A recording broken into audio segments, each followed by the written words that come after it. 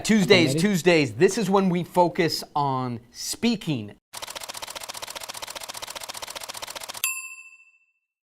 Now, most of the time, I focus on what does it take to get on a phone call, give a pitch, do a sales presentation, and work on conversion. A lead coming in, pitching that lead, converting them, whether it's $10 million, $50 million, $10,000, $1,000. Conversion. But on Tuesdays, we do something different.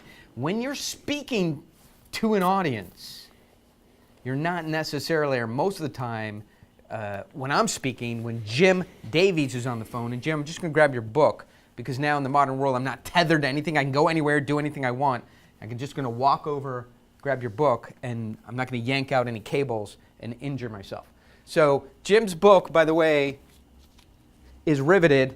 If you haven't read Riveted, something went wrong in our relationship, yours and mine, because I should have told you like 15 times by now. Read Riveted, great book, I love it. That's how I met Jim. Jim's an incredible individual, and as you start to follow this podcast, you get more and more familiar with him. But on Tuesdays, we talk about speaking. We're not trying to convert an audience. You are trying to impart to them some things you know, whether it's wisdom, whether it's something that happened, whether it's instruction, right? Jim is regularly in front of, well, Jim, I let you describe your own experiences, but classes, of 1,000 students or more. I'm regularly in front of audiences of 1,000 people or more.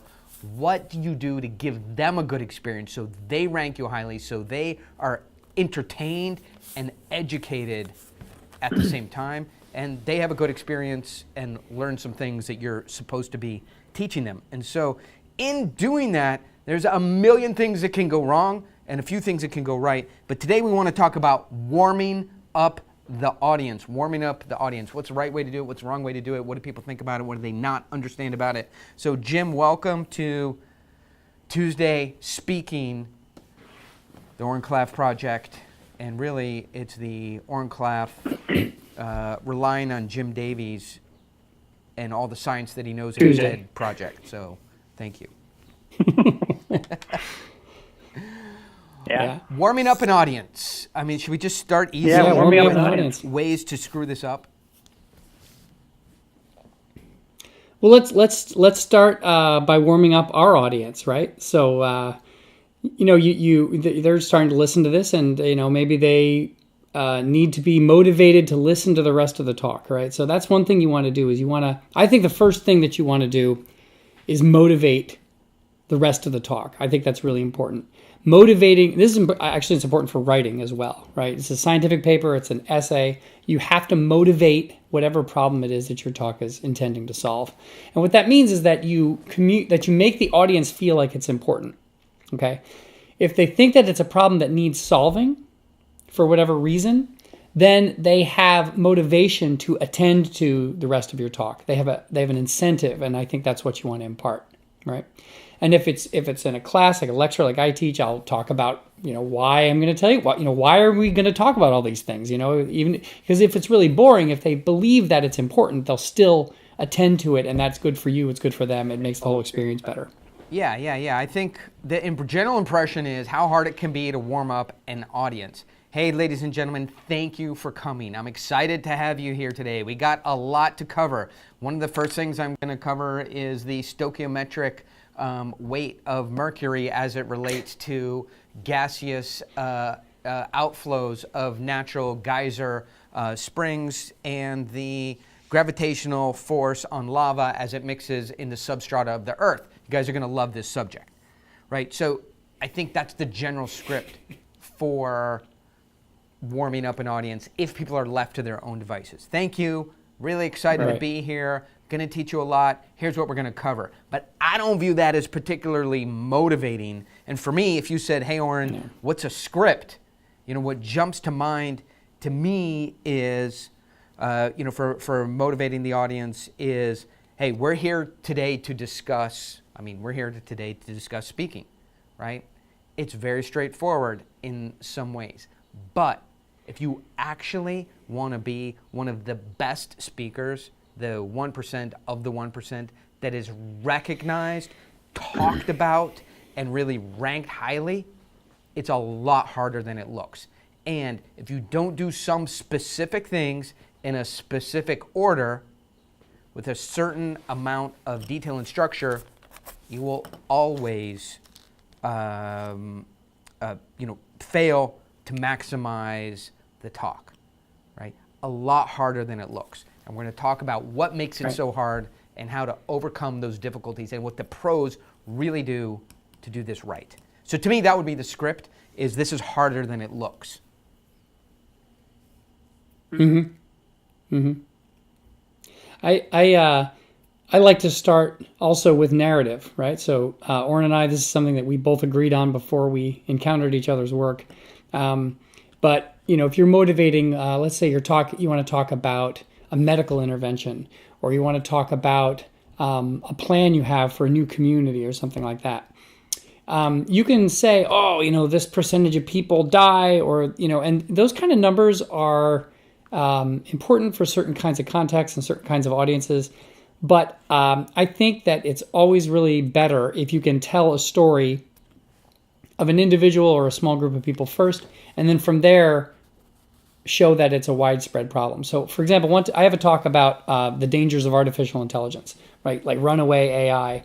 And I started off without even mentioning AI. I talk about like a 16-year-old girl who used artificial intelligence programming to make a diagnosis of her uncle's retinal disease. So this is like a 16-year-old girl coming up with an AI app for a phone that does something. And it's a cool story. People love like a 16-year-old girl doing this. But it helps lead into one of the reasons that AI is a concern is that anybody can do it. Anybody can do it from a garage. It's not like people can build nuclear bombs in their backyard, but they can build AIs, right? But rather than just saying everybody can do it, I got a story that's inherently interesting. But so I think now we're in a narrative, and I think so if you're going to go into narrative, I just want people to be careful, right? Stories, everyone's going, tell a story, read a story, the story brand, make sure to tell a story. Stories can go wrong and they can be boring, right? Because, we all, this is an example I use, right? You got one guy in the office and he goes to Hawaii and he tells a story of his trip to Hawaii and he's like, yeah, and then the volcano exploded right under the plane and flames were licking up under the wings and we had to ice down the floor so it didn't explode. And people are going, not this one again, right? And then the Australian guy is standing next to the copier, and he's like, right, then I pressed print, and all these pages started coming out all crazy, and people, oh yeah, what happened next, right? So it's not the story, it's the structure of the story that is hugely impactful. And so if you just, we're going to do structure on a different day, but stories have to have a setup, right? They have to have a path to payoff and a payoff. So if you want to know how to screw up a story in terms of a narrative, starting off the speech, warming up your audience, the way to screw it up is to give the payoff, right? The lesson, and then start to layer in the story. So that's, I think, the risk that people take is getting story structure wrong. But very easy story structure, right? Is set up, two guys were in a forest, path to payoff, a beast attacks, right? They scramble for the edge of the forest, but they can't quite get there, and more beasts join in, and path to payoff. They're at the edge of the forest. They can see the edge. They start getting bitten. Now other beasts come in. They can't walk. They're crawling. Now the bees come in, and the bees start stinging them. They roll over. They're in an anthill. The anthill's stinging them 10,000 times. The paralytic poison is just digging in. They're literally at the edge of the forest. And by the way, I never heard this story before in my life, as you can tell. But and the men are just they only have 2 fingers and aren't paralyzed, and they're crawling towards safety. Right, and then, I don't know what the payoff is, but we get a payoff. Can't give the payoff, hey, the guys got out of the forest, let me tell you what happened while they were in there. That's not a story. Right. Okay, so let's just get story structure right. So a couple things. From my perspective, I think the setup is, this is a lot harder than it looks. Everybody who attacks this problem, whatever your speech is about, thinks it's pretty easy, right? Whatever your subject, insurance, AI, programming, getting a PhD, how to make a pitch, how to make a sale, how to do an Instagram post, how to start a SaaS company, whatever. My talk today is about how to start a SaaS company. From outsiders, if you read all the articles and the press releases and read Wired magazine and TechCrunch, it looks pretty easy. walk around Silicon Valley to somebody hands you $1 million, you go spend that money, you hire 12 smart guys who are hanging out at Starbucks waiting to join your company, you get a couple contracts with Oracle and Microsoft, then you raise $30 million, and then IKEA buys you for $250 million, and that's it. Takes 3 years start to finish. Looks very easy from the outside. Much harder than it looks. And then Jim's take on it is obviously then it reminds me of a friend of mine, and then the actual individual storyline. So Jim, we've got an audience then, from my perspective, primed up, saying the stakes are higher. This is harder than it looks. From your side, here's a story of an individual struggling and succeeding. Then where does your mind go in terms of, so that's motivation, motivating an audience to stay connected and listen. I'd just like to mention one thing, like the flame that burns the brightest burns the shortest. So I know a lot of people who are like, okay, everybody, stand up and give each other a hug. And we talked about this last time. Everybody do some jumping jacks and warm up. Hey, dude, they're already primed, right? They're just sat down, had a cup of coffee, want to hear what you have to say. That is not how you warm up an audience. They're already physically warm and motivated to hear something. Now you have 10 or 15 minutes to motivate them psychically, cognitively, in their brain before they need hugging and fireworks and. Yeah, let me get your opinion on this, Oren. Like, if yours is the only talk of the evening, I think that's perfectly true. What if you are like the last talk before lunch? Do you think another strategy is required, or are they already primed? Yeah, it's tough. I mean, sometimes, listen, you get a tough audience. By the way, let's do that next week. Tough audience. What's that? If you're one of many, yeah. Oh, tough audiences. Yeah, sure. Oh my God, it's like a scene from the movies where you're holding the microphone. You tell your joke, and it's like a couple coughs. 3,000 people. Right. Couple microphones creaking. And what do you do when you're falling flat? Tough audiences. So, but to your question, right? You could just get a audience that has been in meetings all morning. They sign you up at 11. They can hear lunch clanging in the background, as people are preparing the dishes. I will not speak during lunch. By the way, do not speak during lunch. If your speaking career, if your business career is such that you have to speak at lunch, you need to go to the mirror and go, how can I change things? This is not good. I will not speak during lunch. Nothing I hate more than speaking lunch. So, sorry, a couple of things to unpack in there. But if they've been in meetings since 9 o'clock, 8:30, right, it's been pretty intense. You're speaking 11 to 12. They can hear the dishes clanging in the background. They can smell the chicken. They're hungry. It hasn't been a particularly great conference from the standpoint of they haven't had snacks and coffee and everything. And most are well run. And you're just the guy before lunch. It's tough, right? They want to eat. They're tired. And then you have to, I think what you have to do at that point is listen to every single Jim Davies, Oren Class speaking podcast, as painful as that might be for you, or as enjoyable, and do everything correctly, because that is the world championship of speaking, right? It's a tired audience right before lunch. Sometimes you just get a rough slot. And so what I think is, if you have an hour slotted, I would try and cheat the time and hold that thing to like 43 minutes, right, of actual material. And that extra 20, 17 minutes could really hurt you. So I would try and cheat the time, compress it, maybe move in a little Q&A, start lunch a little earlier, right? Because they've already paid you, they've already booked you, and everybody knows they want to go lunch. You can cheat time a little bit, and I think that can help. Yeah.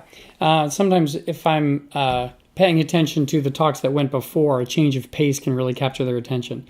Either high energy or low energy, right? So if everyone's like fast talking, typical sales kind of thing, and then you come in with like a story or a something slow spoken with pauses to let things sink in, people might take notice just because it's a little bit different, you know. One thing that I do, if I'm up after a couple really good speakers, you know, I'll want to definitely create high contrast between myself and those speakers. So, you know, if I come in after a motivational speaker, and I don't want to be mean, and this can sound mean, but if you're in the audience, it's actually pretty good and funny. I'll go, hey, you guys over there, you know, I'll point to like 1,000 people on the right and say, are you guys ready to have, you know, the riches of the universe manifest themselves into your bank account within 24 hours? And you're like, I don't even let them answer. And then I'll point to the other side of the room, and you guys over there, right? Are you guys prepared to allow the universe into your life and set a golden path forward where winning is an absolute certainty? And you guys in the middle, are you ready for absolute clear vision in which you cannot failure and every step forward feels like 100 miles forward and your goals feel like you can reach out and touch them? Everybody's quiet, and then I go, then you came to the wrong talk, because I don't do any of that stuff, right? Right. You want to do that? Which brings up humor. That's the other speakers, you know. But it just creates this tension. Like, how is he going to possibly deliver on these golden pathways to riches? And then I just say that you came to the wrong talk, because that is not what we're doing today. But what we are doing is this, and then I go into my first, you know, either joke or bit of material, as you would say, to motivate the audience for the rest of the talk, right? And then, you know, I think what I try and do at the beginning of my talk is cover something that's counterintuitive. Look, everybody thinks it works like this, and I understand why that's the current state of thinking, why we think the mind works this way, why the business works this way, the flow of capital works this way, the fiat system works this way, you know, whatever it is. And then I say, but if you really pull back the curtain and you work on the forefront of this topic, this subject, where I work, right, you're going to see some things that are very interesting. And actually, it works almost the exact opposite. Once you see the internal workings of this subject, this industry, this material, this way of achieving goals, right? Then you're really set up to do this in a way that's easy and controllable. But it's totally different from how most people think it works. Now, I understand why most people think this way, because if you just observe it as an outsider, it looks like X, Y, and Z is happening. Again, you pull back the curtain and you see LMNOP, ABC is working. And then to me, that's a huge setup which you can deliver on for the first part of your speech. Was that too abstract, Jim, or did that make sense? No, I think that's good. Yeah, I think it makes sense. So that's, okay, so we got through motivating, right? We got through my version of motivating, which is, this is harder it looks. Your version of motivating, I think, and we both do shades of this, which is a narrative, you know, a story with a story structure, and well, the narrative is sort of the tool, but the motivation I liked is really like making them think it's important. Like it can be like a practical motivation, like they think, gosh, this is a problem that really needs to be solved, or you know, this is an intellectual problem that there's contradiction, like what the hell's happening, right? And gets them intrigued. Contradiction and intrigue. I mean, those are words like you know, guys, this, if you're listening to this, I don't know if you're watching it, but if you're just listening, I am writing this stuff down. Like access to Jim Davies, you should be paying, I should be paying, we all should be paying $1,000, $2,000, $5,000, $10,000. Like, this guy knows how the brain works. Now, I know how people work and what they respond to, and that's valuable, right? But when I need to go down a layer and to say, why is this happening? How is it repeatable? How can we keep doing this? How can I make the real world bend to my will? I have to go to Jim Davies and go, Jim, what's happening? And he goes, oh, well, you know, the mind and the the blood cells and the information is chopped up and it goes in one eyeball and the left eyeball thinks this and this side of the brain is there. Therefore, your information is, he knows how the brain really works like a mechanic. So as Jim is talking, I have his book out and I'm making notes. That's what, if you're just listening, that's the sound of notes. Because we are plumbing. Because to further motivate this talk that we're having, Oren, is something called in psychology the primacy effect, and together with the recency effect means that the way you open and close your talk are going to be the parts that people remember the most. So even though you should be building toward a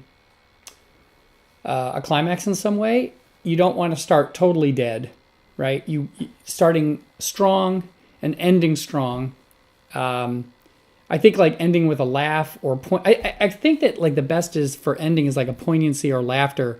I'm not sure about the beginning. Like, do you have an opinion on like jokes or laughter or poignancy as you warm them up? I mean, if you're going to stick with us on Tuesdays, right? We're going to talk about tough audiences. We're talking about warming up an audience now. We'll actually talk about specific tools for warming up, stories and jokes, like get inside the plumbing of jokes. So tough audiences, and we're going to talk about jokes and humor.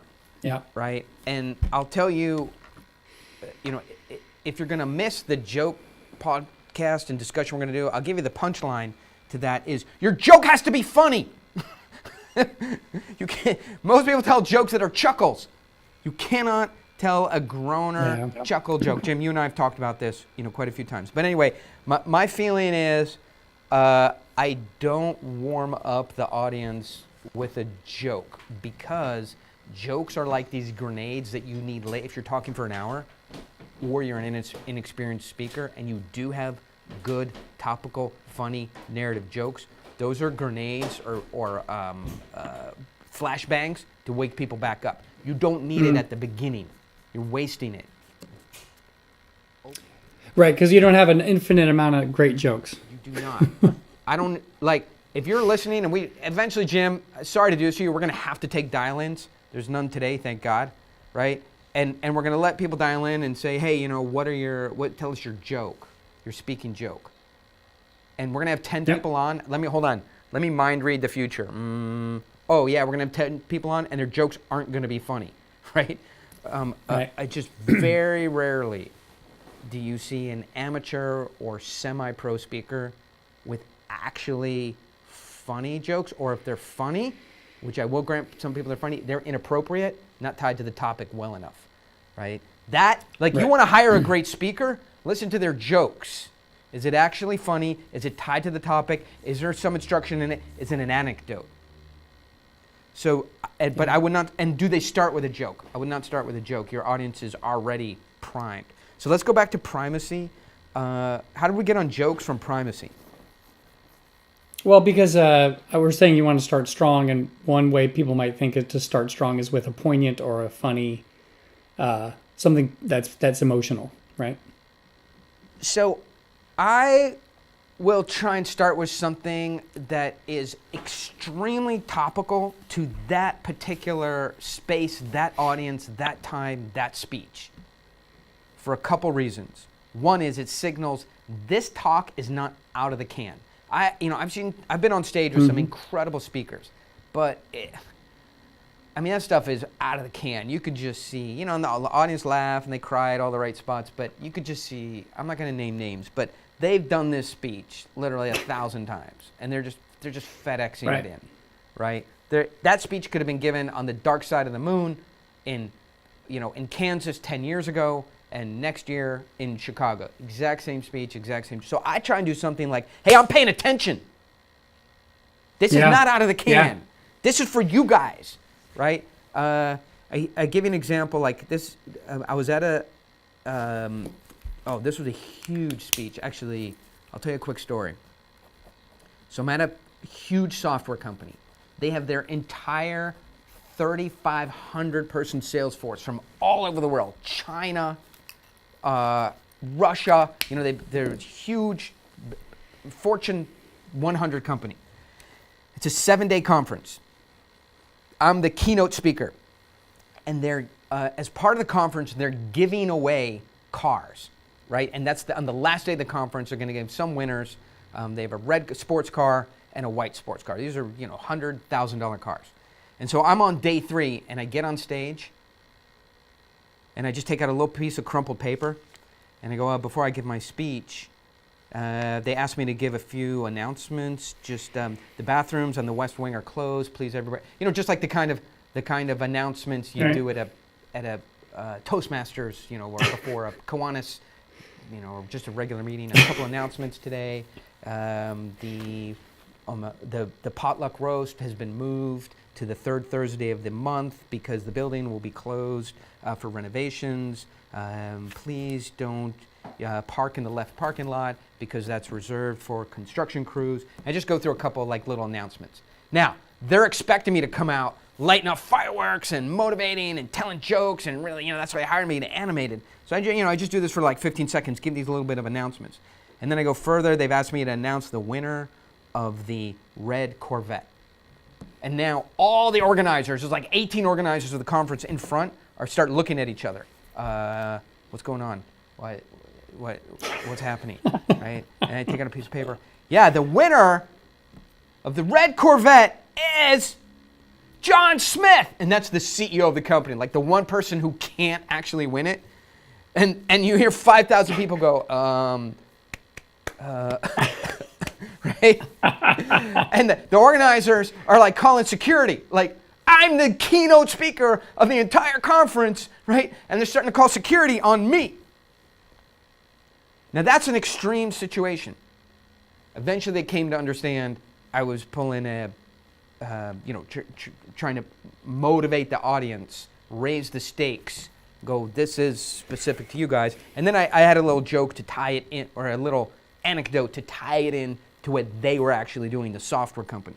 So it all, I primed it as a software error, and that's why I picked John Smith. But anyway, so that is extremely topical, anecdotal, raises the stakes, and that's sophisticated speaking, especially if you're going to do it in front of 5,000 people and you're getting paid, $100,000 to do it. So you have to be careful with that stuff, but it's not a out of the can joke for priming. Right. But something right. We should have a whole other episode about tailoring your speech to the audience. Tailoring the speech. Thank you. It's running out of paper. Do your homework. So Jim, I'm writing it down. As you go into your next lecture, 1,000 souls in front of you, yearning eyes looking up at you, give me information, help me succeed in the world. Jim Davies, make my life better. Help me pass this course. How do you begin in terms of primacy? I start by with the motivation. Sometimes in my field, which is cognitive science, they're not always practical problems. People aren't living or dying by this thing, but set up some mysteries, things that they might have always wondered about. Or things that they might never have wondered about. You have to make them wonder about it, right? So sometimes things are kind of obscure, and it's a problem that they didn't know was even a problem. So you gotta present it that way. There might be 2 schools of thought, and both of those schools of thought sound quite reasonable, but they're incompatible, right? That kind of thing. I love that. That's a script, right? As we start to wheel in to closing up today's talk, that right there is a script. Give it to us word for word again, Jim. The script is that you can motivate an intellectual problem, like a problem that is not a practical problem, by posing it as an apparent contradiction. So you might say, this evidence seems to show this, but this evidence seems to show that. Or you might, here's an example. You might say, global violence is going down, yet we're seeing more school shootings. What's happening, right? So that gives the audience a bit of a reason to believe both things, and then they need to listen to you to learn, because they want to know what the resolution is. That is so beautiful. If you want to know how to open up, warm up an audience, we've covered 17 ways to do this, but this, if you really want a word-for-word script, right? Today, when you look at the problem of, let me see, when you look at the problem of distributed workforce, where you have people full-time on payroll, but you can't monitor them, they're not in your culture, and they're just doing work outside of traditional corporate hierarchies, okay? The evidence seems to show that that creates great efficiency. You don't need to have them in the office. They can work anytime they want. They work when they're happy. They just turn in the work, right? Yet,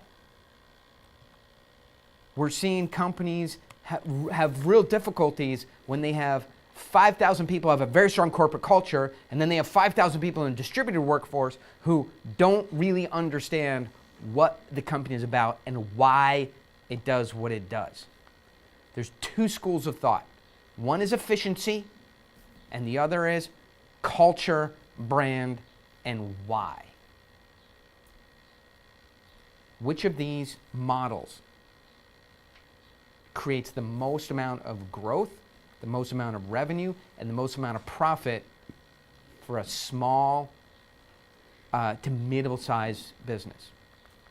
The evidence seems to show. Oh, we got some. That's a clear. The evidence seems to show that this podcast is coming to an end, as we have workers showing. That's a great example, though. Yeah. That's a great example, though, Oren. Yeah, I mean, I'm just, this is how powerful these scripts are, right? I could just take anything in my mind: accounting software, distributed workforce software, logistics, trucking, services, products, and immediately put it in the script. That's how you know it's a good script. So if that made sense, that's what I try and do is when I get presented a script, I try and put something random that I've never heard about before in my life into that script. And if it works a little bit, I know the script is solid. So anyway, Jim, sorry I cut you off. No, I was just giving you, that's a great example of even a practical problem posed as a apparent contradiction to hook them. It's good. Yeah, let's just call this the apparent contradiction frame. Okay. Let's give it a name. Let's write a book about it and make millions, because every book makes millions of dollars. That's why I'm so rich. That makes two of us. All right, Jim, I just want to do a quick recap, right? Because this is not supposed to consume your day, my day, everybody else's day completely. One is warming up an audience, right? It's not about you telling a joke. It's not about you telling your personal origin story, right? And I think these origin stories, by the way, we're going to talk about it, are a little bit worn out. It's another subject for another day. Hey, my dad moved here from Lithuania. We had no money. We ate out of garbage cans, but he worked really hard. Eventually I went to college. I failed out of college, but I started a small company. And here I am with $1 billion vodka company! Like, okay, we've heard it a million. I'm not sure these origin stories have a lot of teeth today, these tear jerkers. There's definitely cliche. And if you really are running a $1 billion vodka company and you're giving a speech, people already know the origin story. And I think you're wasting time. But warming up an audience, I don't think is really about your origin story. It's not about telling jokes, right?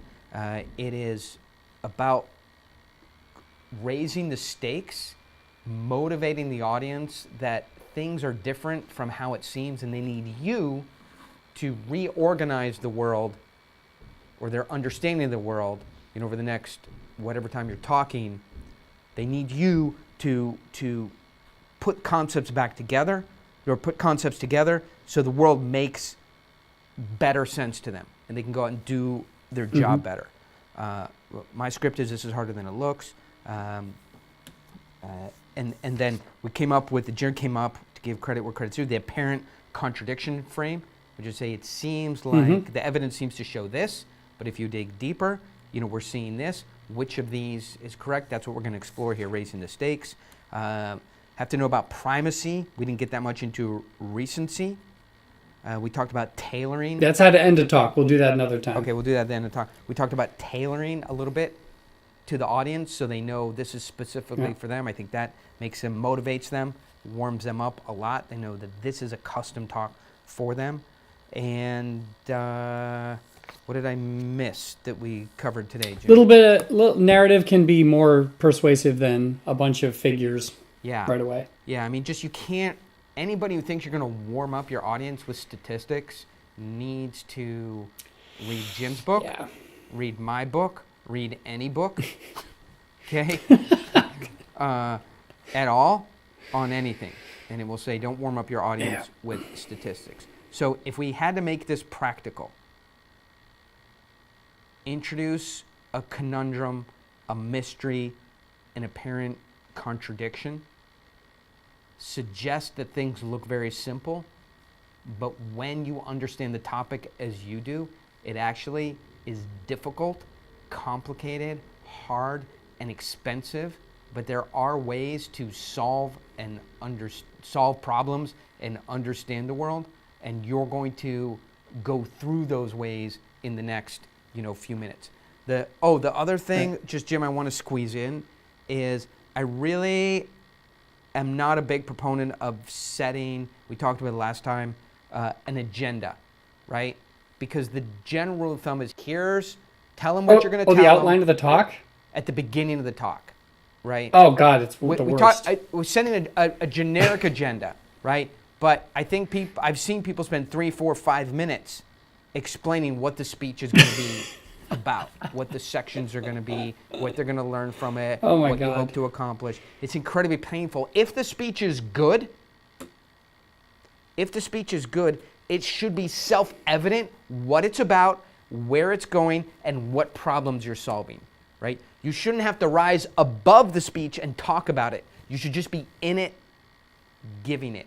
It's almost like a movie. I agree. Yeah, go ahead. Yeah, you don't need to tell the chapter outline before a movie. But I think that for the kind of talks we're talking about, which are sort of a lot of showmanship and that kind of thing, you are absolutely 100% right. In the scientific world, people give outline slides all the time, and the most ridiculous thing about it is that they're almost all the same. First, I'm going to talk about my experiment. Then I'm going to talk about my results. Then I'm going to do... I tell my students, you should only have a slide like that if your talk would be incomprehensible without some kind of a structure. Or people are going to be wondering, hey, how come he didn't blah, blah, blah. Or that slide would let them know that it's coming, but yeah. Yeah, or if you're booked for 40 minutes and you have 10 minutes of material, then you should spend a long time on the index.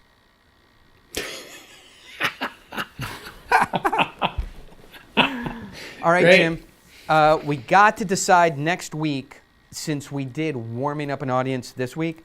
Do you want to do endings or tough audiences next week? Well, let's do tough audiences. Oh, my God. Okay. All right, guys. Do your own independent research on primacy, recency. Subscribe to everything Jim Davies has. If you haven't already, this guy is awesome. Jim, thank you for taking time out of your busy day. And all of us are now... So thank you to all the producers, producer Jeremy, Allie, Gabriella, and all the folks. And make sure to join or subscribe to the Oren Project on iTunes. That's where you're listening to this right now, or where the whole thing is if you're just listening to a segment of it. And obviously, Oren on Instagram will make you very happy as you follow that. We're out of time for today, and we will talk to you again tomorrow. And Jim, I will talk to you on Tuesday. See you next week. Okay, see you next week.